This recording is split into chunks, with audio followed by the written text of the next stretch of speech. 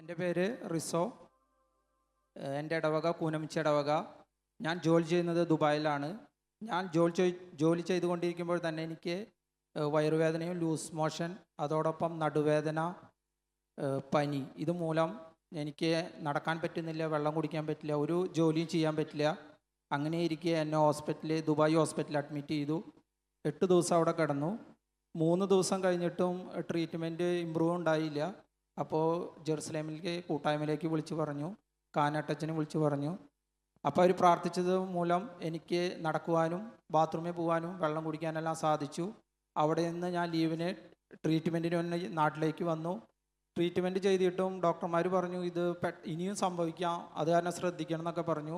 അങ്ങനെ ട്രീറ്റ്മെൻറ്റ് ചെയ്തുകൊണ്ടിരിക്കുമ്പോൾ വീണ്ടും ഇത് അനുഭവപ്പെട്ടു.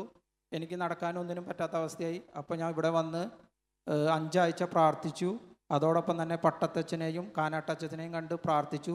അവർ പറഞ്ഞു ധൈര്യമായിട്ട് നീ തിരിച്ചു പോക്കോ, ഇനി നിനക്കൊരു കുഴപ്പം ഉണ്ടാവില്ല, യേശു ക്രിസ്തു നിൻ്റെ ഈ രോഗസൗഖ്യം നൽകി നിന്നെ അനുഗ്രഹിച്ചു.